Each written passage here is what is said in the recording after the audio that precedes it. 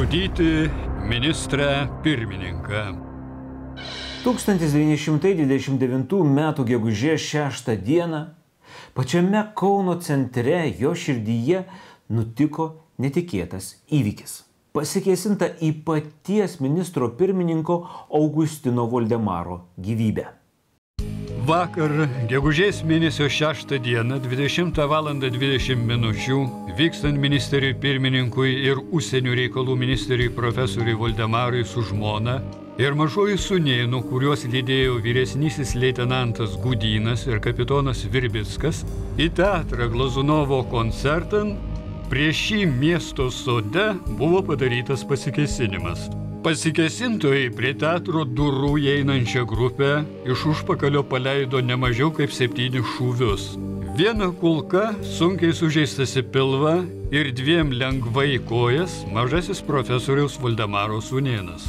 Viena kulka peršovė iš kairės ties širdim ponios Voldemarienės rūbus, praeidama pro pat kūną. Vyresnysis leitenantas Gudynas, kuriam kulka kliuvo į pakaušį ir išėjo per kaktą, užmuštas vietoj. Kapitonui Virbickui peršautas dešinysis plautis. Į ministro pirmininko gyvybę pasikėsinę 3 anarchistinių pažiūrų jaunuoliai – Aleksandras Vosylius, Andrius Bulota ir Martynas Gudelis – spruko iš pasikėsinimo vietos. Vis dėlto, vienas iš sąmokslo autorių netrukus buvo sučiuptas. Susižaloja savadarbę granata, Kaišiadorių miškuose įkliuvo Aleksandras Vosylius. Neilgai trukus suimtasis buvo teisiamas.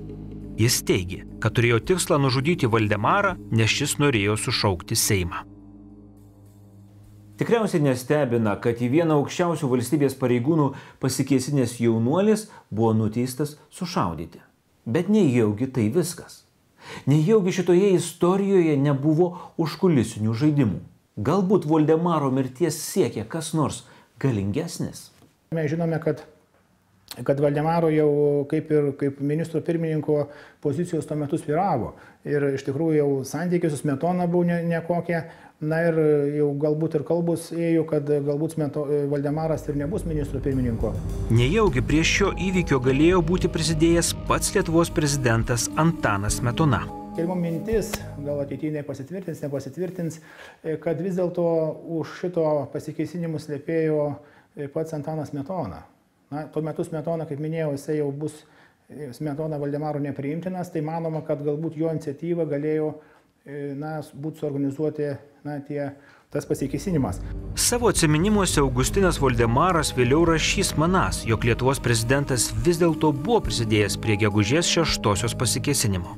Aš turėčiau kitokią nuomonę negu Voldemaras. Būtent Smetona, po to pasikėsinimo į Voldemarą, kurį laiką neatleido dar Voldemaro, nes tiesą sakant, dėl tokių įvykių. Taip, kad aš vargu bau tikėčiau, kad čia Smetona galėtų kažkaip tokius dalykus. Čia matyti yra žmogaus, Augustino Voldemaro, kažkoks matyti savas įsitikinimas. Tuo tarpu vienintelio įkliuvusio teroro akto vykdytojo Aleksandro Vosyliaus laukė mirties bausmė.